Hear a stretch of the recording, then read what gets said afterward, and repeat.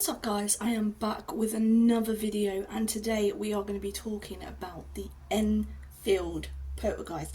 This is a very popular paranormal story. It's also inspired the Conjuring 2 movie, so if you have seen it you know what I'm on about. So I'm going to go into a lot of detail about it, about the Hodgson family and the history behind it, and also it inspired Ghostwatch, what I talked about last week. So let's get into the video. So let's begin. In the 1970s, Green Street was a home to Peggy Hodgson, a single mum with 4 children, Margaret aged 12, Janet 11, Johnny 10 and Billy 7. So any normal family. It was on the evening of August 30th, 1977 that weird things began happening in the Hodgson Enfield residence. Upstairs in one of the bedrooms, the children were alarmed to feel their beds wobbling. Janet called down to her mum, but Peggy understandably suspected that her kids were mucking about and shouted back up to them to settle down and get back to sleep, like any mum would when you were younger. I know my mum would. Anyway, the following night, around 9:30 p.m, Peggy heard a loud crash. Assuming her children were once up again to mischief, she stomped up the stairs to administer a scolding. As she entered the bedroom with orders to pack it in, Peggy spotted a chest of drawers being hauled forward by its own accord. Oh dear. She attempted to force the furniture back, but was thought by an unseen force which appeared to be pushing its might against her like 2 opposing magnets. Next, the noises came odd knocks and taps which started to wrap around the house. Scared witless, the family hastily donned their dressing gowns and slippers and fled seeking refuge with their next-door neighbours, the Nottinghams. Head of the Nottingham household was Vic, a roofer by trade, whose tough demeanour and practical nature made him the ideal candidate to inspect the strange going on. Hoping to calm his terrified neighbours, Vic ventured into the house. He later described his experience in 1978 radio documentary. All I could hear was this knocking and didn't know what it was, no idea what it was, just a strange knock on the wall. I went upstairs and this knock followed me, 3 distinct knocks on the wall, and I carried on up the stairs into the front bedroom and there was 3 knocks on the wall again. Strange, I thought to myself. I'm beginning to shake. I go into the back bedroom, same thing again. The knocks followed me. Anyway, being in the building game, I thought to myself, well, I've got to have a look around the house, be brave like to try and find out what it is. So I go through all the pipes, no airlocks, nothing like that, and it wasn't a knock like that anyway, it was a distinct knock on the wall. Oh dear. Vic popped back next door and fetched his son and grandfather. The 3 men positioned themselves at different rooms within the house and each reported the distinctive knocks at their separate locations. With even Vic spoke, the Green Street residents decided to phone the law, whose first question was, have you been drinking? But luckily, the police sent a squad car with 2 constables from the nearby Ponder's End. The police too heard the distinctive knocks and downstairs, WPC Carol Heaps witnessed a chair move unaided across the floor, something which she testifies to in an official document, a brave move considering the possible ridicule from her friends and colleagues. On Thursday, 1st of September 1977 at approximately 1 a.m, I was on duty in my capacity as a policewoman when I received a radio message to Green Street, Enfield. I heard the sound of a knocking on the wall and there was 4 distinct taps on the wall and then silence. Within a few minutes, the eldest son pointed to a chair which was standing next to the sofa. I looked at the chair and noticed it was wobbling slightly from side to side. I then saw the chair slide across the floor towards the kitchen wall. It moved approximately 3 to 4 feet and then came to a rest. Although sympathetic, the police had to inform the family that the ominous situation could not be classed as a police matter after all. No crime has been committed. Nervously, the Hodgsons returned to their home, but over the following months the distressing activity would grow far worse, much of it witnessed by friends, neighbours, psychics, investigators, council workers and news reporters. One phenomenon involved Lego bricks and marbles being hurled across the room at high speeds and odd angles, which even more bizarrely was stopped dead still rather than bouncing when landed. They were also hot to touch when picked up. One journalist from the Daily Mirror was hit just above the eye by one of the small missiles and received a small lump, a testament to the velocity at which the items were being hurled. Soon, larger objects were being flung. One reporter witnessed a t-shirt hop off the table and fly across the room. The living room sofa was seen to lift above the ground and then spin around. The bulky television shuffled position, and in the children's bedroom, a brick was wrenched away from the fireplace.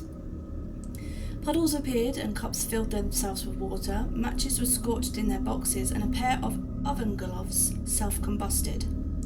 A mirror also caught fire, the charred remains of which were later collected by Turner Prize nominee Colleen Parker as part of her 1997 installation The Secret Life of Imminent Objects. Tonight, the BBC sets up camp at 284 Green Street to capture audio evidence, only to later find the metal components in the machine had been bent and the recordings erased. Terrified, Peggy and her children took to sleeping in the same room, where they would huddle together with the light kept on. In an attempt to garner some clarity, the editor of the Daily Mirror, George Fellows, appealed to the Kensington-based Society of the Psychical Research to come and see if they could work out what was going on.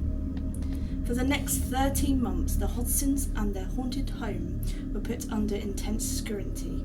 The investigation was led by Maurice Gross, a former military man and a veteran of Dunkirk evacuation. After the war, Maurice had established himself as an inventor, his most successful patent being the rotating advertising board. Tragically, in August 1976, his 22-year-old daughter Janet was killed in a motorbike accident. It was her death which led Maurice to join the Society of Psychical Research, no doubt as a way of helping to cope with his grief. Although open to the psychic phenomenon, Maurice's background as an inventor meant that his mind worked in scientific, methodical manner, and as such he was considered the ideal analyst for the Enfield haunting. He was soon joined by another experienced investigator, Guy Playfair, who published an accounting of haunting in 1980. At first, Guy was reluctant to become involved, convinced that the whole thing was a hoax. However, when he arrived at the house, he soon changed his mind. By now, the events at Green Street had become even more intense. As well as household objects being lobbed around, 11-year-old Janet, who appeared to be the poltergeist's main focus, was herself a subject to apparent levitations. An example of this, which took place one morning at approximately 3 a.m, was caught by an atomic camera which has been installed by the investigators. On 2 occasions, 2 separate witnesses outside the house with the view towards the bedroom window claimed they spotted Janet floating in the air. The first sighting, which took place around lunchtime on December 15, 1977, Hazel Short, a lollipop lady who worked on a zebra crossing close to the Hodgson's house, saw what happened. All of a sudden, I heard a bang and saw a book hit the front bedroom window, and that was followed by a pillow, then the book, and then the pillow again. All of a sudden, I saw Janet going up and down in front of the window. I thought she was jumping up and down on the bed, but when I looked, she was horizontal, going up and down with her arms and legs going everywhere. I was suppose about half a dozen times. It was frightening. I didn't think it would be, because to be truthful, I was a bit sceptical. Well, after that I wasn't. You wouldn't, would you? You wouldn't be, oh my days. The second witness was John Rainbow, a baker delivering bread to the school opposite. So this is his statement. Before that day, I would never have believed anything about it, although I heard various rumours about what had been going on in the house. The children appeared to float around the room at the same time. The curtains were blowing in the room as if there was a draft, although the windows were completely closed. Articles and the children appeared to revolve around the room in clockwise direction. The child's arm banged against the window twice, and I was frightened that the force she banged against it, that the window frame would have gone. I fully expected her to drop on the road. I was frightened, there's no doubt about it. Even more disturbingly, the poltergeist was supposedly beginning to talk through Janet.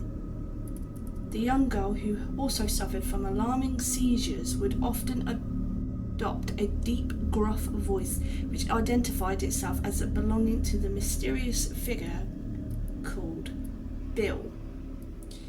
Janet would speak in gravely menacing voice for hours at a time. In one experiment, she was made to hold a quantity of water in her mouth, yet the voice still came through.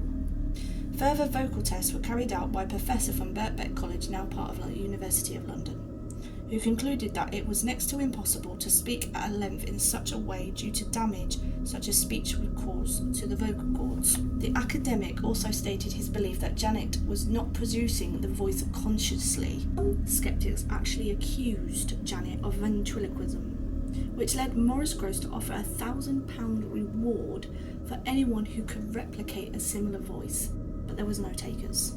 To this voice that Janet used and find out who it is.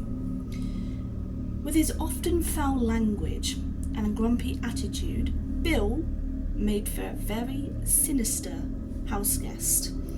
In one session, which like many others were caught on tape, Bill, speaking through Janet, stated that he once lived and died at the Green Street home. However, you choose to look at it, the description of his death, which the supposed entity provides, is the most disturbing when you remember that it has been spoken by an 11-year-old girl. Before I died, I went blind. Then I had a hemorrhage and I fell asleep and died in the chair in the corner downstairs. I've actually got a little bit of the recording, so please be warned, because it could send a chill down your spine knowing that it is an 11-year-old girl. I want you to tell me whether you remember what happened to you when you died. Just before you died and just after you died.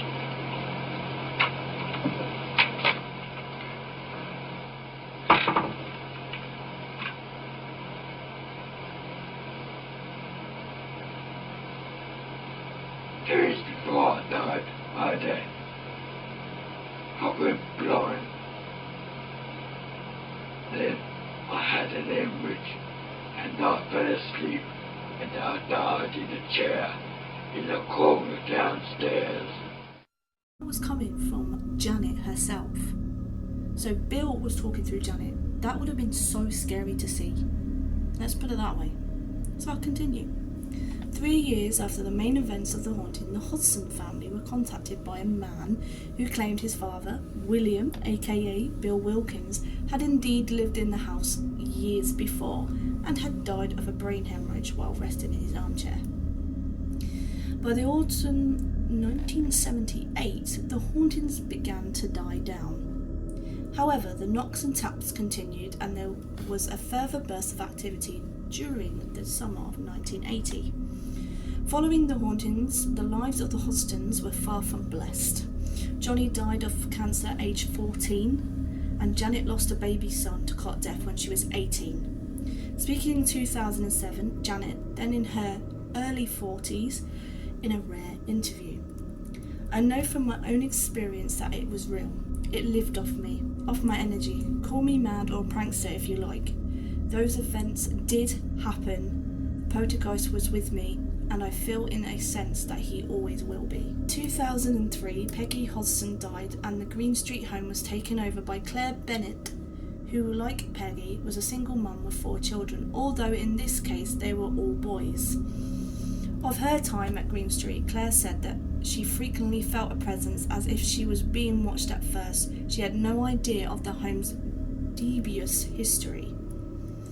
Her boys would sometimes wake up in the middle of the night saying that they could hear voices downstairs. Of the lads, 15-year-old Shaka claimed he was woken up in the middle of the night and confronted by a ghostly vision of a man standing in his room. The Bennett stuck Green Street for just 2 months.